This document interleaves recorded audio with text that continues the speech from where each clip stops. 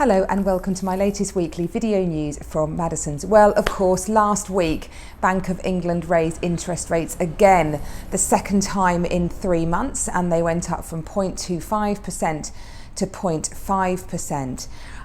So I thought I'd just spend a bit of time thinking about what that could mean for the property market.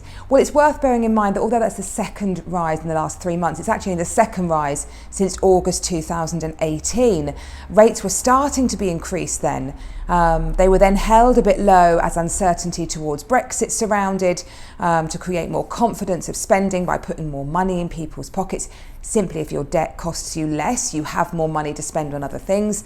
And then, of course, they were reduced again as a result of the pandemic, went down to historically low rates, almost to a zero interest rate environment. And the reason they're being raised now is obviously to try and curb inflation.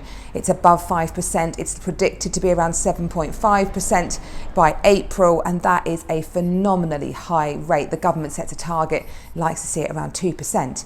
So by simply making debt more expensive, it is hoped that people will spend less and therefore inflation will start to come down as there is less demand for things than there is supply.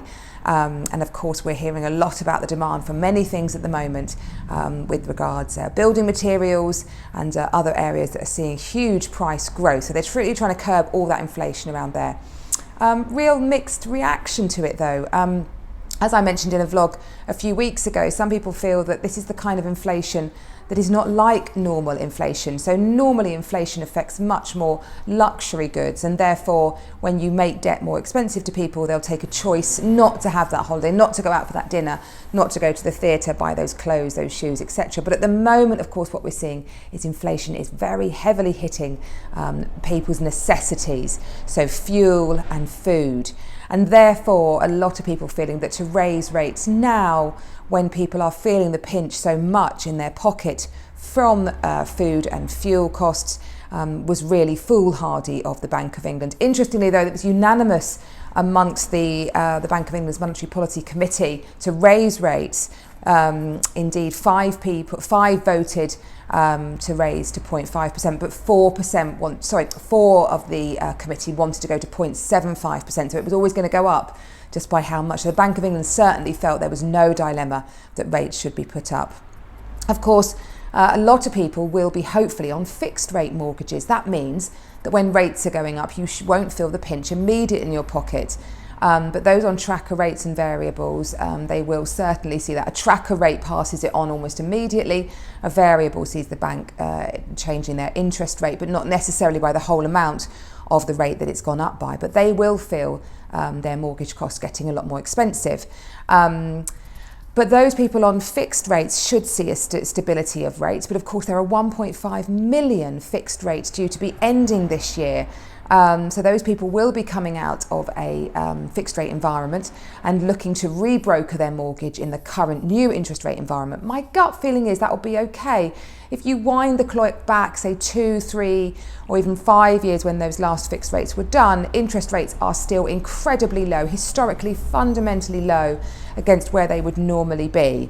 It's people jumping onto fixed rates now that can get a great deal. I heard of a 0.99% fixed rate deal for 5 years. I mean, that is cheap money as it comes.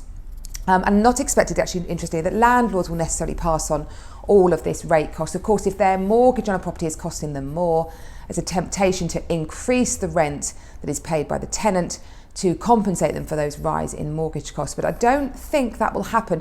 Rents have gone up quite high, and I think there's already a feeling that actually many tenants are paying quite high rent amounts. So I'm not sure that those rates will go particularly high for tenants. So lots of interest to see what will happen. Of course, I've talked about how property is a great hedge. I'm not particularly worried about this interest rate rise in terms of the property market. Why is that? Well, basically rates are still fundamentally low. I think they're going to rise to about 1.25% by the end of the year would be my guess, perhaps 1% by the end of the summer, but that's still really, really cheap money. And I was in the shop on Saturday covering the phones and it was bonkers. So you've got to bear in mind that rate rise came in on Thursday. I was in the shop 2 days later. I have never known a Saturday morning like it. The demand to move is phenomenal. And there are still too many buyers chasing too few properties, which means I think prices will hold and will rise, and I'm going to stick by my forecast of between 4 to 5% this year. So that's what's going on with the world of inflation, interest rates. I will tell you more as those rates continue to go up and any more interesting snippets I get. Well, I'm going to end it there. That was a long chat on just inflation and property rates, but we've got some fabulous properties that have come to market. Do look at our website. One that I want to talk to you about, Red Lodge, it's come back on the market on Sandhurst Road, had a price reduction as well, so that is such fabulous value now, 550,000.